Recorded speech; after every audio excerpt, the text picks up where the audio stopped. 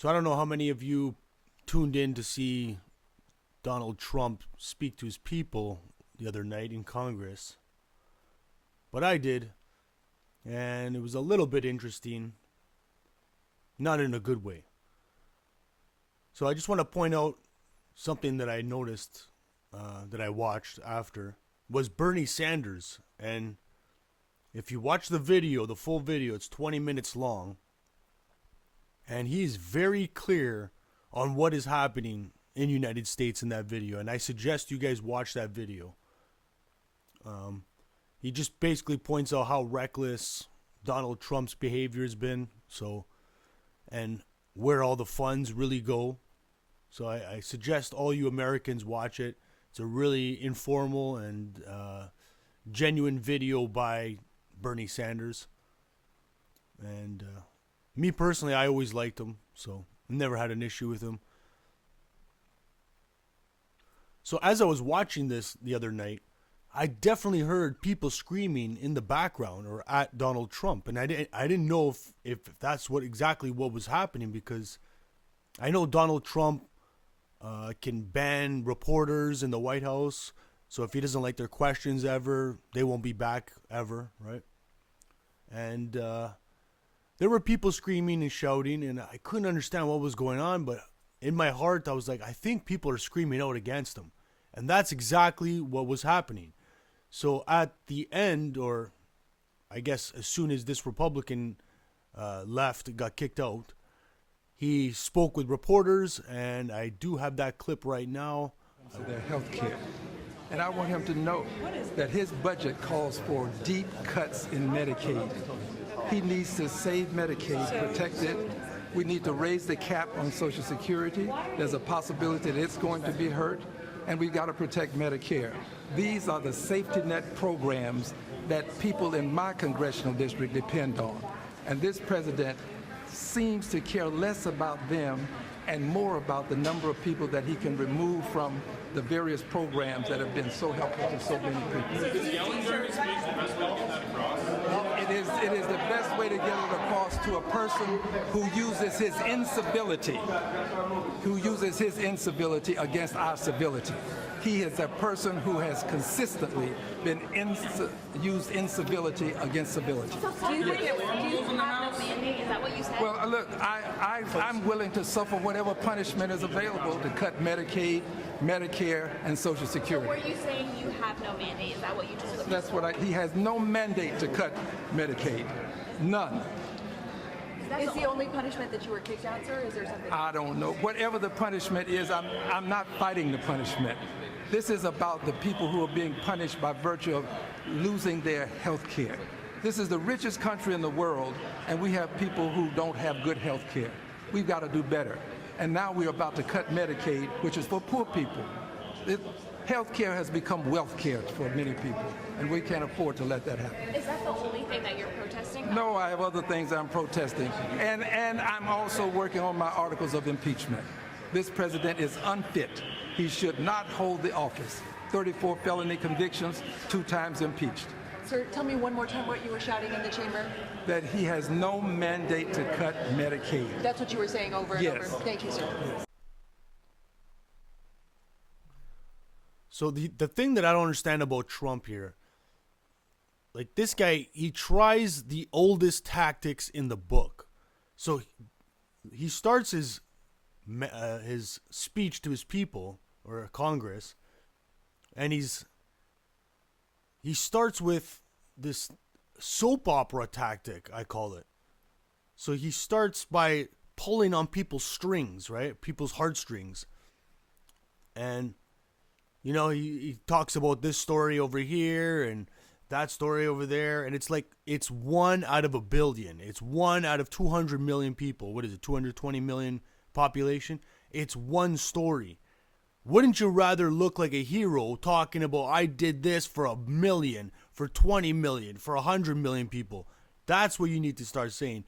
Not, let's stop and take a look at this person's sad story, you know? And it's one person affecting only one person, you know? Like, he brought up a story about a wife that lost her husband in the police service or something, right? So, my heart does go out to you, but you're bringing that up for what? To show the people what? And then there was a kid that had brain surgery or brain cancer, and he was giving him the key to be, a chief of police or something like that. So you're bringing those things up, but the real things that it affects everybody are things like healthcare, poverty, homelessness, right? The price of housing, so many other things, and this is what he's bringing up, taking up his whatever it is, 190-minute speech. So, he could use his time a lot more wisely, and it just goes to show, even when it comes to the White House's duties, he's probably going back and playing video games. Like, I'm not saying that literally, but I don't think he does the homework and the paperwork that Republican Al Green does, okay? Because it shows who cares more or who does more homework. So Al Green knows all these figures, stats, things about everything. And then there's Donald Trump. How can you be so clueless about all these things, right? Or at least stop your speech and acknowledge somebody screaming at you in the same building as you. So you notice how Trump just shrugged that off. He shrugged that off pretty easy, right? Like, as it was happening, I think he blinked an eye, maybe. That's all he did. So he didn't make it recognizable for the people watching that somebody was trying to interrupt him or say the truth or something. So I don't know. There's something wrong here.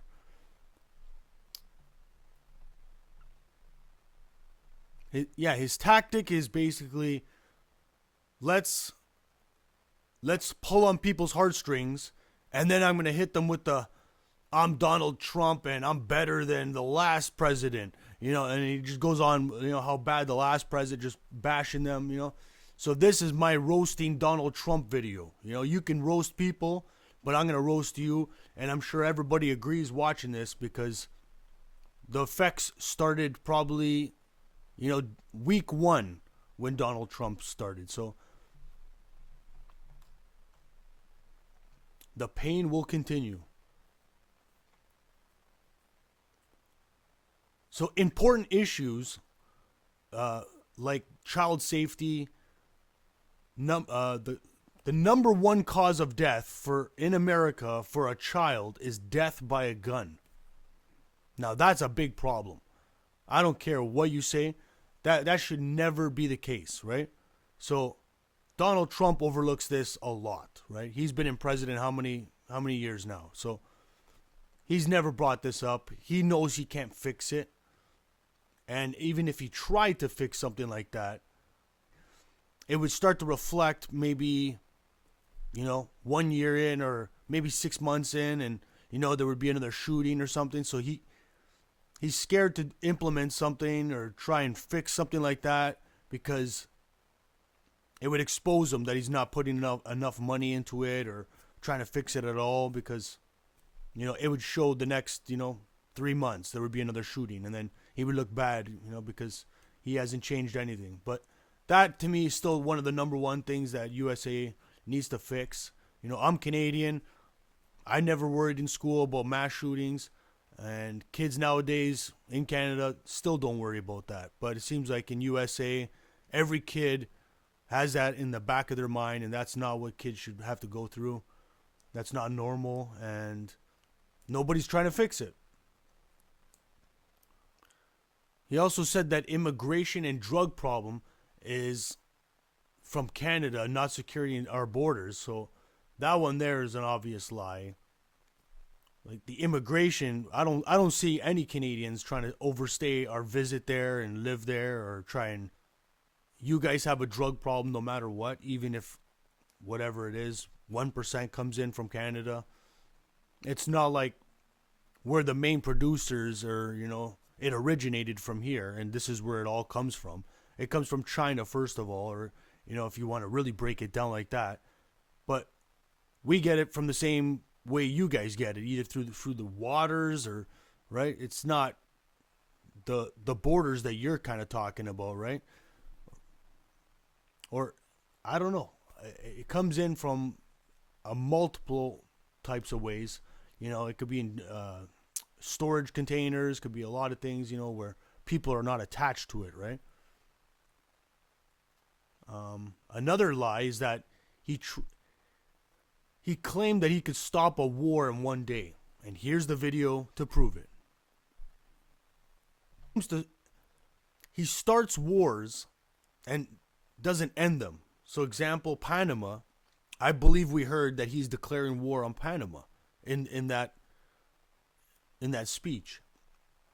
So he has pretty much declared war on Canada and Mexico economically, and you know, and now Greenland also. So you know, he basically said, and they're gonna have to take it no matter what or whatever. So he says stuff like that, and you know, it must irritate the world because, you know, he's not the world's dictator or the world's father, and he's just going around, you know, talking to Greenland like that. Blows my mind, you know. He's very fatherly like, you know. And you're gonna like it. I'm gonna sign this order, and you're gonna like it, right? That's the way he talks, right? Talks like the big boss man. So he's not in the world's favor. He's not in the people of America's favor, and that's very obvious because, you know, when somebody even speaks out against him, you know, why not be the better man, stop and listen to this man and correct him, right? Because there's nothing to correct. So Al Green was right, so all he does is shove him out of the room instead of trying to correct him and tell him, you know, no, you're wrong, Al Green. No. You know, I don't even know why Bernie Sanders, if he was in that building, why didn't he stand up at the time? 2 people get kicked out. I don't know. So I just want to state another thing that I noticed. So Trump has been bankrupt 6 times. So I think he's got a bone to pick with Congress or the government because of how many times they took away millions of his dollars, right? So you and I probably only know, you know, somebody taking away $100, $200, right? But imagine you owned a $1 million business and the government coming and taking away your business or taking away your millions of dollars or suing you, you know. I don't know how many lawsuits he's ever went through, but I think he went through 6 bankruptcies. So I'm sure all those bankruptcies were for, you know, $1 million businesses. I know, like, he had a casino that closed down. So again, you're involved with seeing millions of dollars, making and handling millions of dollars, and it's all stripped away from you. So if you ever had that feeling, you'd be, you know, a little bit more, I don't know what's the word, angry, right? Like, you're not going to become happier every time you go more and more, you get bankrupt more and more times, right? Or people take away millions, more and more of your millions of dollars. You're not going to become happier. So you add that with the fact that the guy's been almost assassinated, you know, he's probably got a chip on his shoulder is what I'm trying to say. So, and he's got bad blood with the government. It's not like he's got bad blood with one person or whatever. He's pretty upset with everybody in the government, you know, because I think he definitely spent more time, you know, being a citizen of America rather than the president. So he's been picked on by the government more times than he hasn't. So it just goes with what's happening right now. He's probably acting on bad blood, and this might not end well. So I don't know. We will see. One other thing that I did notice about Trump too, he definitely likes to do 2 of these things a lot. Fight, fight, fight. So he uses the word fight a lot. You know, fight for your freedom, fight, fight, you know. But the word fight can literally mean 2 things, right? You can fight with words or you can fight with your actions and physical.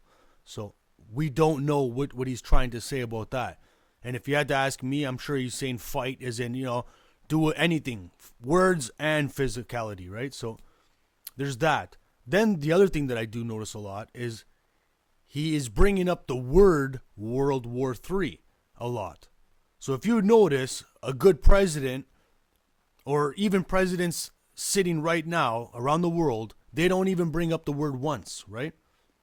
He likes to bring it up 100 times more than the average. You know, he's bringing it up every time he can. And what I honestly believe is when you bring something like that up more and more and more and more, you want it to happen. You know, you're bringing it up so much that you want it to happen, right? You should definitely stuff like that in the back because you don't want to see it, sort of say, right? So if you don't want to see it, out of mind, out of sight, right? You don't bring it up. You don't even bring up the word. Then it's best for everybody. But the more you bring up that word, it's like you want it to happen. So that scares me as well. This guy is definitely in favor of wars. Like he's showing it, guys. In 6 weeks that he's been in office, he's showing it, right? Watch out. The Trump administration is not hiding it. The Trump administration is a government of the billionaire class, by the billionaire class, and for the billionaire class. Notwithstanding some of their rhetoric, this is a government that could care less about ordinary Americans and the working families of our country. My friends, we are no longer moving toward oligarchy. We are living in an oligarchic society. Now let's take a moment and try to escape from Trump's parallel universe, the universe that you heard tonight. And let's do something really, really radical. Let's actually take a hard look at the problems that Americans are facing. Social Security checks. And on the lies go. Now, the purpose of all of this lying is not just to push his hateful right-wing ideology. It is not just to try to divide us up. It is more than that. It is a masterful effort, and you saw that tonight, to deflect attention away from the most important issues facing the people of our country. Issues that Trump and his billionaire friends do not want to address because it is not in their financial interests to do so. Trump had very little to say about the real crises facing the working class of this country. Think back 6 weeks ago when Trump was inaugurated for his second term as president, just 6 weeks ago. Standing right behind him were the three wealthiest men in this country, Mr. Musk, Mr. Bezos, and Mr. Zuckerberg. And standing behind them were 13 other billionaires who Trump had nominated to head major government agencies. Many of these same billionaires, including Musk, were in the Capitol tonight listening to that speech. In other words, it is there for all to see. We find ourselves wasting endless amounts of time discussing Trump's absurdities. Let me just give you a very few examples. Trump claimed that the 2020 election was stolen from him and that he won by a landslide. Remember that? A lie. Trump claimed that the January 6th insurrection was a day of love. A lie. Trump has claimed that millions of undocumented people voted and do vote in American elections. A lie. Trump has claimed that climate change is a hoax originating in China. A lie. Trump has claimed that Ukraine started the horrific war with Russia. A lie. And tonight, just tonight, Trump claimed that millions of dead people between the ages of 100 and we must raise the federal minimum wage of $7.25 an hour to a living wage of at least $17 an hour. We must make it easier for workers to join trade unions, grow the union movement, and prevent corporations from violating labor laws with impunity by passing the PRO Act, legislation that I will be introducing tomorrow. No, we are not going to cut Social Security. Quite the contrary.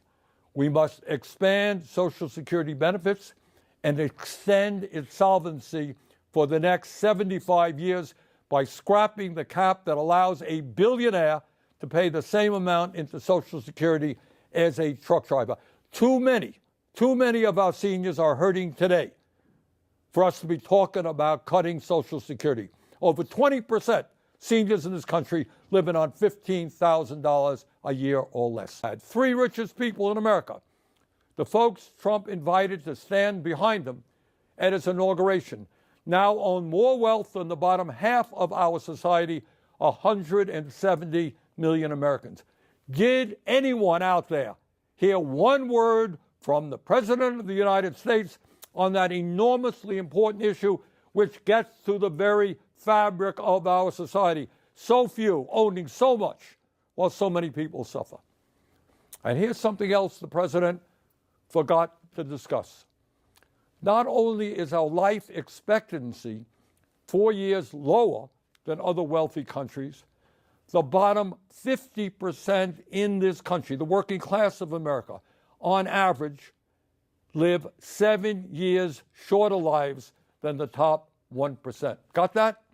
In other words, being poor or working class in this country today is a death. They own their own private islands. They own their own spaceships. Trying to get tax breaks by taking food out of the mouths of low-income kids.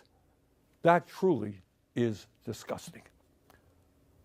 What we are seeing is the Robin Hood principle in reverse, taking from the poor and giving to the rich and the very, very rich.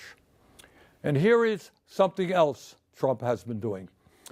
For the past several weeks, he and his good friend Elon Musk, who is up there in the audience tonight, have been throwing hundreds of thousands of federal employees off their jobs. Now, I know some of you are saying, well, that's too bad, but that's the federal government. But it's starting to get interesting, and we'll see where Trump takes us next. Other than that, you're on your own. Peace out. Stacks out.